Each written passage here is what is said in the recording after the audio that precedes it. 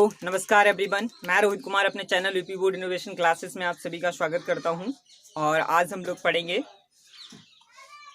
तो कोलाइडों का वर्गीकरण, जिसमें हम एक पॉइंट आप पढ़ चुके थे हम लोग। ठीक है, आज हम दूसरा पढ़ेंगे, प्रक्षिप्त प्रावस्था और प्रक्षेपण माध्यम के मध्य अन्योन्य क्रिया की प्रकृति। ठीक है, और पीछे हम लोग पढ़ चुके हैं नंबर 1 प्रक्षिप्त प्रावस्था और प्रक्षेपण माध्यम की भौतिक अवस्था। ठीक है, वो लोग हम पढ़ चुके हैं। हम लोग नंबर 2 पढ़ रहे हैं। चलिए देखते हैं। तो नंबर 2,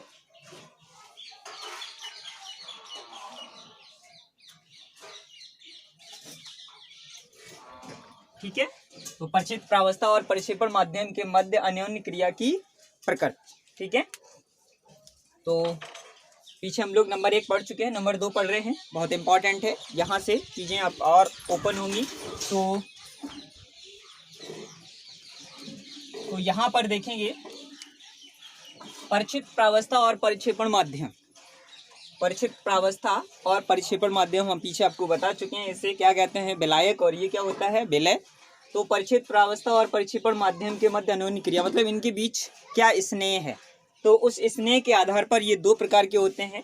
तो लिखते हैं हम इसे।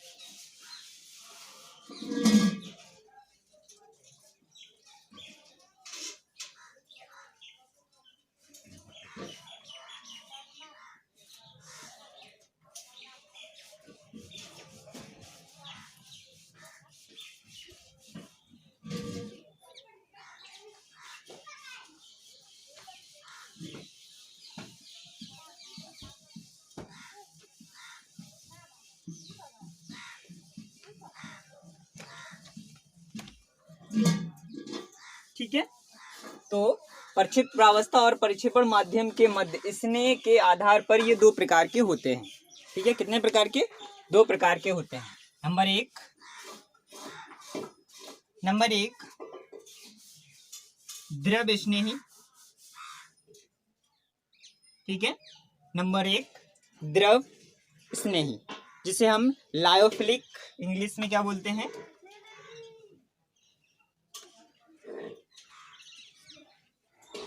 लायोफिलिक। ठीक है, और नंबर 2 द्रव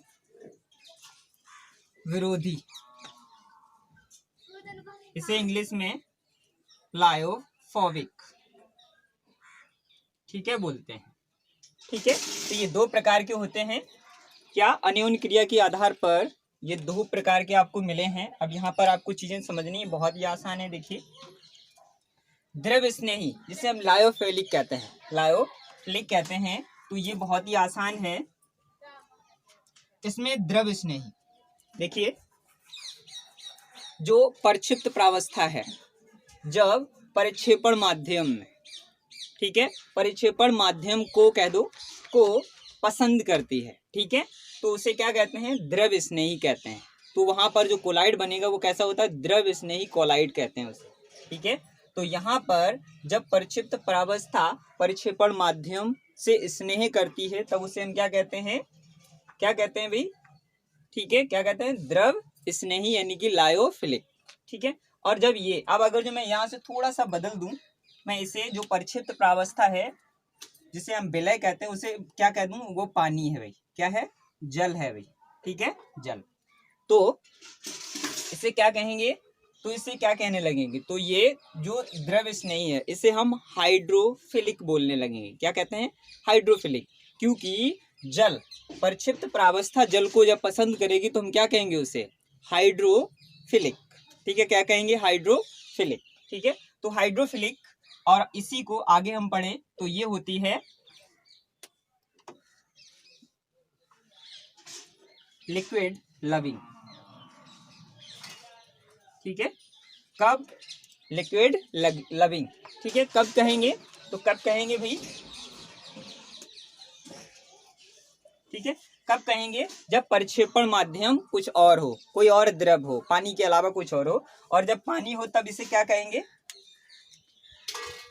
ठीक है, क्या कहेंगे? हाइड्रोफिलिक। जब पानी हो तब, ठीक है, जब इसके स्थान पे पानी लेंगे तो इसे बोलते हैं हाइड्रोफिलिक। इसका मतलब होता है वाटर लविंग। ठीक है, वाटर लविंग, जल से स्नेह। ठीक है, तो वाटर लविंग होता है। इसी तरह से अगर जो मैं इसकी बात करूं तो ये क्या होता है? तो इसे द्रव की बात करें, कोई द्रव है परिक्षेपण माध्यम, तो उसकी किसी द्रव की बात करें तो ये क्या कहेगा? तो ये कहेगा कि लिक्विड हेटिंग। ठीक है, क्या होगा? Liquid hating. ठीक है, लिक्विड हेटिंग।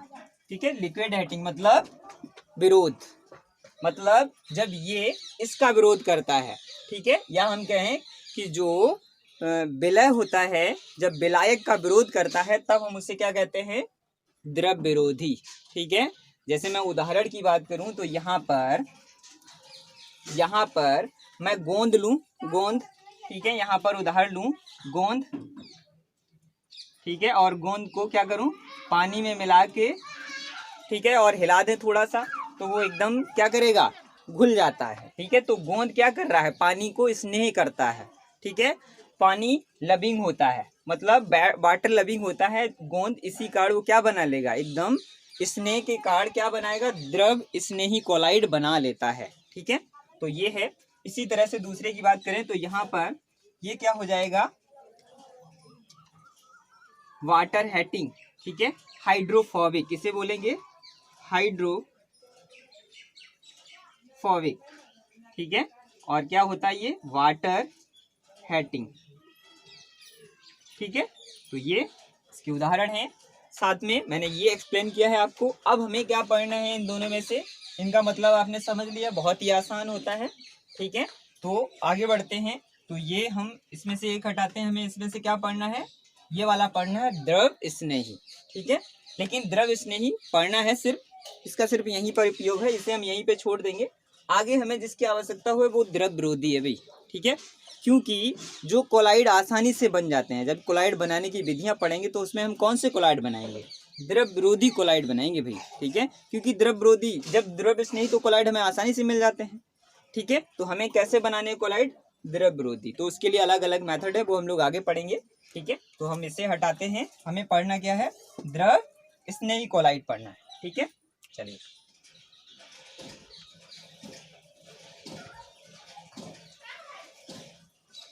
ठीक है, चल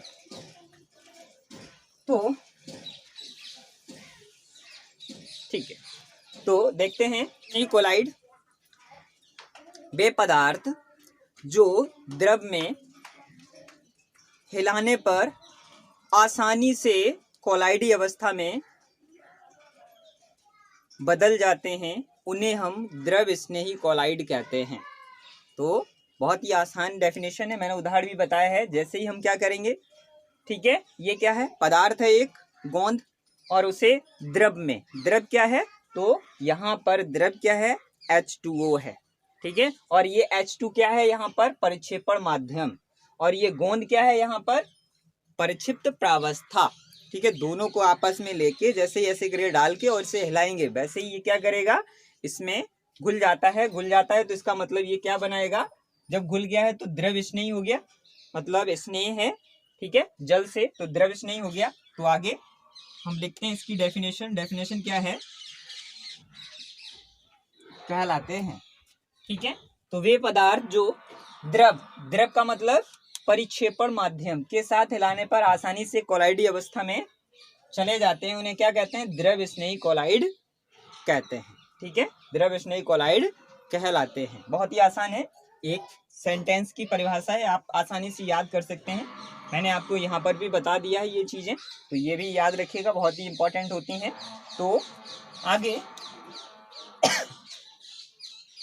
उदाहरण इसका क्या है? गोंद को मैंने अभी बताया है, गोंद को जल में मिला के उसे हिलाते हैं, तो हिलाने से क्या होता है? वो तुरंत ही कहाँ चला जाता है? कोलाइडी अवस्था में चला जाता है। तो इस गोंद को क्या कहेंगे हम? द्रव स्नेही कोलाइड कहेंगे। क्या कहेंगे? द्रव स्नेही कोलाइड कहेंगे। ठीक है, तो अब इसके कैरेक्टर देखते हैं। तो इसके कैरेक्टर क्या क्या हैं? तो अगर जो लक्षणों की बात करें तो यहाँ पर देख रहे हैं जो परिक्षेपण माध्यम है और परिक्षिप्त प्रावस्था। ठीक है, मैं यहाँ पर ये चलिए बना देते हैं। यहाँ पर मेरे पास एक बीकर है, ठीक है, और इस बीकर में क्या है? जल है। क्या है? जल। और इसमें हमने क्या किया है? गोंद। ठीक है, क्या किया है? गोंद को, ठीक है, डाल के क्या किया है? हिला दिया है। ठीक है, तो ये क्या बन गया है? कोलाइडी अवस्था में चला गया है। ठीक है, अब इनके गोंद और जल, गोंद क्या है यहाँ पर? परिक्षिप्त प्रावस्था, और जल क्या है? परिक्षेपण माध्यम। परिक्षेपण माध्यम। इन दोनों के बीच परिक्षिप्त प्रावस्था के अणु और परिक्षेपण माध्यम के अणुओं के मध्य क्या होता है? प्रबल आकर्षण बल पाया जाता है। ठीक है, तो पहला आपका इसका लक्षण है, कैरेक्टर है इसका। पहला लक्षण है, पहला लक्षण क्या है? पहला लक्षण क्या है? तो परिक्षिप्त प्रावस्था और परिक्षेपण माध्यम के अणुओं के मध्य प्रबल आकर्षण बल पाया जाता है। तो चलिए लिखते हैं। ठीक है, तो द्रव स्नेही पदार्थ कौन है? गोंद। और द्रव क्या है? तो परिक्षेपण माध्यम। ठीक है, जल है। इसके मध्य, दोनों के मध्य क्या है? प्रबल आकर्षण बल है। ठीक है, पाया जाता है। दूसरे की बात करते हैं तो इसमें ये जो कोलाइडी विलेन बना है ना, इसमें हम क्या करें? कोई विद्युत अपघट्य। ठीक है, क्या है? कोई विद्युत अपघट्य। ठीक है, विद्युत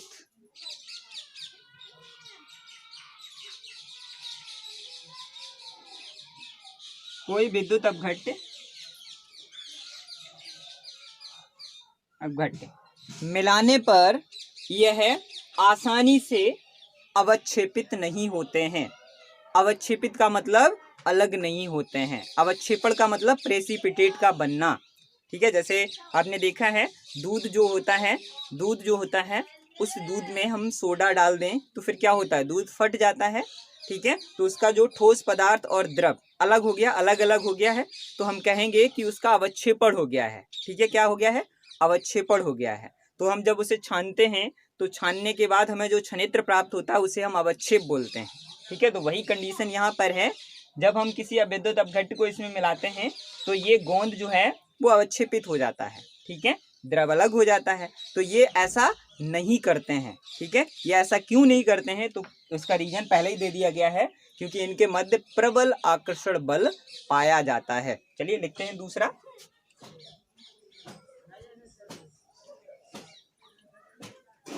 ठीक है, तो ये वैद्युत अपघट्य की थोड़ी सी मात्रा से आसानी से अवक्षेपित नहीं होते हैं।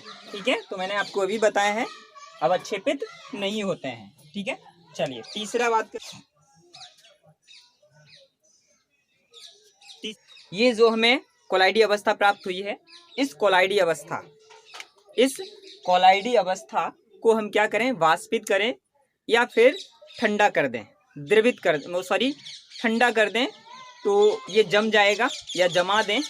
जमाने के बाद, ठीक है, जमाने के बाद हम इसमें थोड़ा सा पानी और मिला के, या पानी मिला के इसे हिला दें, या फिर क्या करें? थोड़ा सा गर्म कर दें। पानी मिला के थोड़ा सा गर्म कर दें तो ये दोबारा फिर से कोलाइडी अवस्था में आ जाते हैं। ये इनकी प्रॉपर्टी होती है। ठीक है, ऐसा ये करते हैं, जबकि द्रव विरोधी ऐसा नहीं करेंगे। अभी आगे पढ़ेंगे। तो चलिए लिखते हैं तीसरा वाला। मैं फिर से इसे रिपीट कर देता हूँ एक बार। ये जो हमें कोलाइडी अवस्था प्राप्त हो गई, ठीक है, कोलाइडी विलेन बन गया है। इसे हम क्या करें? लेके इसे वाष्पित करा दें, या फिर क्या करें? इसे ठंडा कर दे तो ये क्या हो जाएगा? जम जाएगा। जमा दें, जमा कर क्या करें? इसमें जमा के इसमें और इसे हम क्या करें, दोबारा से हमें अगर जो दोबारा कोलाइडी विलयन बनाना है जमाने के बाद, तो हम क्या करें, इसमें थोड़ा सा परिक्षेपण माध्यम लेके इसमें डाल के इसे हिला दें तो ये कोलाइडी अवस्था में दोबारा आ जाएगा। ठीक है, और या फिर हम इसे थोड़ा सा परिक्षेपण माध्यम मिला के गर्म कर दें तो ये क्या बना लेता है, दोबारा पुनः क्या बना लेता है, कोलाइडी अवस्था में परिवर्तित हो जाता है। ठीक है, तो चलिए लिखते हैं।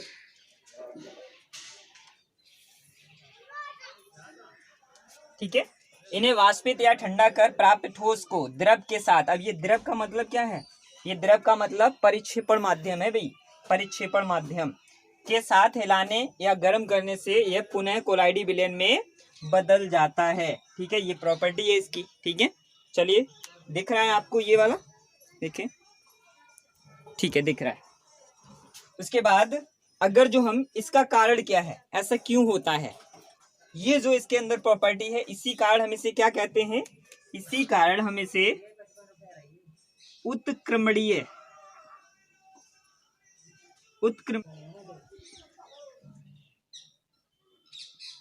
कोलाइड कहते हैं। ठीक है, क्या कहते हैं, इसी कारण इन्हें हम क्या कहते हैं, उत्क्रमणीय कोलाइड कहते हैं। ठीक है, जैसे उदाहरण के लिए मैंने दिया है, ये कैसे होते हैं ये भी एक बता दें, ये कैसे होते हैं, ये स्थायी होते हैं। कैसे होते हैं भाई, चौथा है ये स्थायी होते हैं। ठीक है, क्या होते हैं, ये स्थायी होते हैं। दिख रहा है ये वाला, ठीक है दिख रहा है, ये स्थायी होते हैं। ठीक है, अब मैं इनके उदाहरण की बात करता हूं, तो मैं उदाहरण यहीं पे लिख देता हूं। उदाहरण में एक तो मैंने आपको लिख ही दिया है उदाहरण के लिए। ठीक है, एक तो लिखा ही है गोंद, क्या है, एक गोंद, स्टार्च,